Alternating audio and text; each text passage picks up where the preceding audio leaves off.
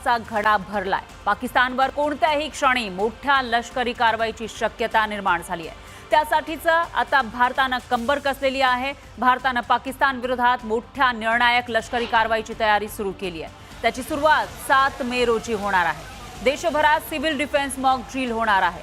यामध्ये air strike alert, siren, crash black आउटसह विशेष प्रशिक्षण दिलं जातं।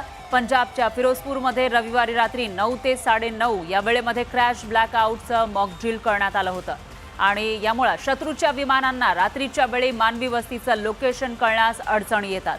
खरं तर 1971 साली भारत पाकिस्तान युद्धावेळी अशा प्रकारे सिव्हिल डिफेन्स मॉक ड्रिल घेण्यात आलं होतं। त्याला आता 5 दशकांपेक्षा जास्त काळ लोटलेला आहे आणि त्यानंतर पुन्हा एकदा आता सिव्हिल डिफेन्स मॉक ड्रिल घेतलं जाणार आहे। तर सिव्हिल डिफेन्स मॉक ड्रिल संदर्भात केंद्र सरकारनं काय सूचना केलेल्या आहेत ते बघूयात ग्राफिक्सच्या माध्यमातून। देशभरामध्ये 7 मे रोजी सिव्हिल डिफेन्स मॉक ड्रिल घेतलं जाणार आहे। हवाई हल्ल्याच्या पार्श्वभूमीवर एअर रेड, सायरन अलर्ट दिला जाणार आहे। त्याचबरोबर विद्यार्थी आणि नागरिकांना विशेष प्रशिक्षण यासाठी द्या असंही सांगण्यात आलंय।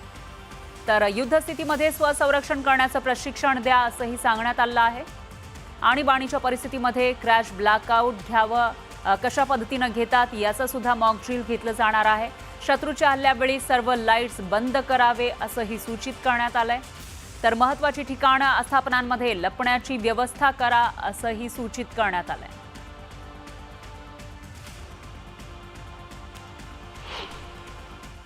गृह मंत्रालयाने मॉक ड्रिलचे आदेश दिलेले आहेत, ज्याचा उद्देश आहे की ब्लॅकआउट करणं।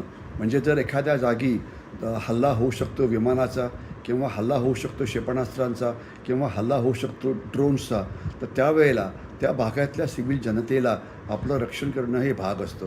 कारण जे एअर डिफेन्स असतो ते फक्त मिलिटरी टार्गेट्सच्या जवळपास असतं, परंतु जो सिव्हिलियन एरिया असते तिथे अशा प्रकारचा डिफेन्स कुठलाही नसतो। ज्यावेळेला सायरन वाजतो तर त्यावेळेला सर्वात पहिले लाईट बंद व्हायला पाहिजे, कारण जर लाईट ऑन असतील तर शत्रूंच्या विमानांना आपल्या शहरातले जे टार्गेट्स आहेत ते बघण्याकरता मदत होईल।